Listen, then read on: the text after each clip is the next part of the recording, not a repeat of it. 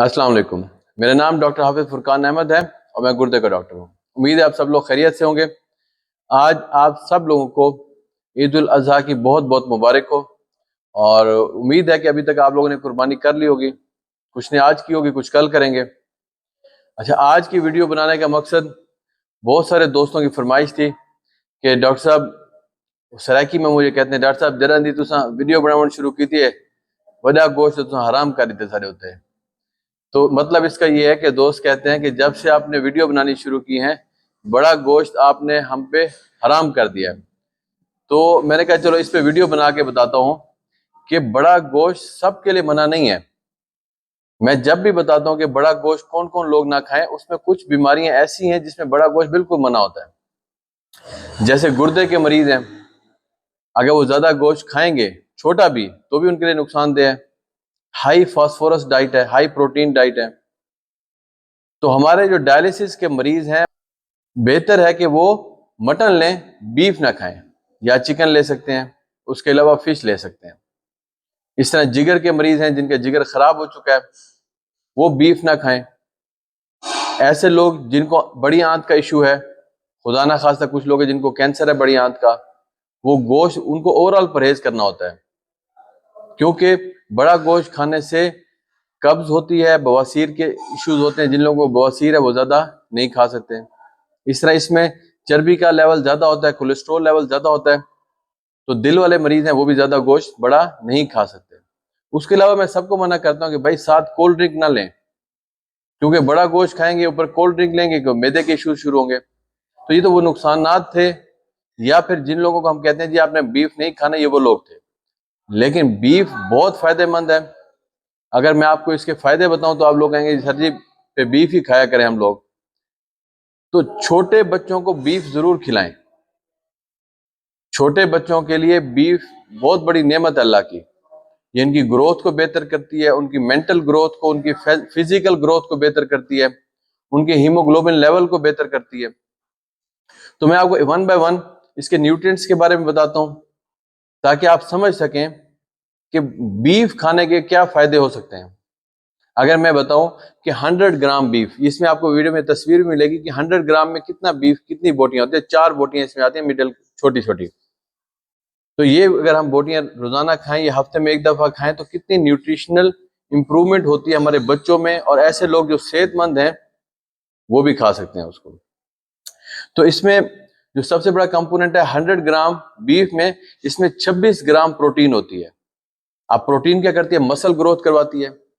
ये जो हमारे बॉडी बिल्डर हजरात बहुत सारी ऐसी चीजें खाते हैं जो गुर्दों को भी नुकसान देती है, उससे बेहतर है कि वो बीफ खाएं। और उसके अलावा ये मसल रिपेयर कराती है। जैसे बच्चे भाग दौड़ करते हैं, मसल डैमेज होता है, तो ये मसल रिपेयर भी करवाएगा हमारे बच्चों में और नौजवान लोगों में। उसके अलावा इसमें बहुत बड़ा कंपोनेंट विटामिन B12 का होता है। विटामिन B12 इसमें 2.3 माइक्रोग्राम है, जो कि डेली रिक्वायरमेंट का 95% है। और ये विटामिन B12 क्या करता है? हमारा नर्व फंक्शन को इंप्रूव करता है, हीमोग्लोबिन लेवल को बेहतर करता है, बच्चे के मेंटल डेवलपमेंट को इंप्रूव करता है। उसके अलावा इसमें विटामिन B6 है, जिसकी मिकदार 0.4 मिलीग्राम है, जो कि हमारे डेली रिक्वायरमेंट की अबाउट 20% है। इसमें ये ब्रेन हेल्थ में इंप्रूवमेंट लाती है। उसके अलावा एनर्जी मेटाबॉलिज्म को बेहतर करती है। और इसमें आयरन है जो तकरीबन 2.6 मिलीग्राम है, जो हमारा डेली रिक्वायरमेंट का 14% होता है। ये आयरन क्या करता है? हीमोग्लोबिन बनाता है, ऑक्सीजन ट्रांसपोर्ट में मदद करता है, ओवरऑल हमारी हेल्थ को बेहतर करता है।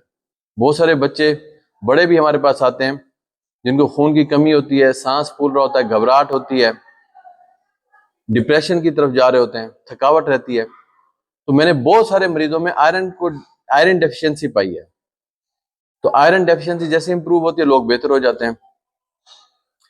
इसमें जिंक की बड़ी अच्छी क्वांटिटी है, अबाउट 6.3 मिलीग्राम इसमें जिंक है, जो कि डेली रिक्वायरमेंट का 41% है। ये हमारे इम्यून सिस्टम को बेहतर करता है। और उसके अलावा वुंड हीलिंग करवाता है। जिनके जख्म नहीं भर रहे होते, तो लोग कहते हैं गोश्त खाएं, कोई बर्न हो जाए, जैसे जल जाता है ना किसी के जिस्म, तो डॉक्टर कहते हैं इसको कीमा खिलाओ। तो उसमें जिंक होता है और प्रोटीन होती है, बाकी सारी चीजें मिलके क्या कहते हैं, वोंड हीलिंग करवाते हैं, जो उनका जख्म होता है उसको भरवाते हैं, डीएनए सिंथेसिस करवाता है ये। इसमें सेलेनियम होता है जो कि 18 माइक्रोग्राम है इसमें, जो कि हमारी डेली रिक्वायरमेंट का 33% है इसमें। ये एंटीऑक्सीडेंट है, ये डैमेज से बचाता है हमारी बॉडी को, और ये हमारे थायराइड फंक्शन को भी सपोर्ट करता है। इसमें नियासिन है जो कि 5.1 मिलीग्राम है, और हमारी डेली रिक्वायरमेंट का 25% है इसमें। ये हमारी डाइजेशन को सपोर्ट करता है, स्किन हेल्थ को इंप्रूव करता है, कोलेस्ट्रॉल लेवल को भी बेहतर रखता है। अब इसमें जो चर्बी होती है, अल्लाह ने उसको एंटागोनाइज किया नियासिन के साथ, नियासिन डाल के उसमें जो कोलेस्ट्रॉल लेवल होता है उसको बेहतर किया जाता है, कार्डियोवास्कुलर रिस्क को कम करता है। इसलिए चर्बी वाला गोश्त कहा जाता है वो ना खाएं, क्योंकि जब चर्बी आप ज्यादा खाएंगे तो नियासिन उसको कंपीट नहीं कर पाएगा, जिसकी वजह से कार्डियोवास्कुलर इश्यूज हो सकते हैं। इसमें राइबोफ्लेविन है जो कि विटामिन B2 है, जिसकी मिकदार इसमें 0.2 मिलीग्राम है, जो कि हमारी डेली रिक्वायरमेंट का अबाउट 12% है इसमें।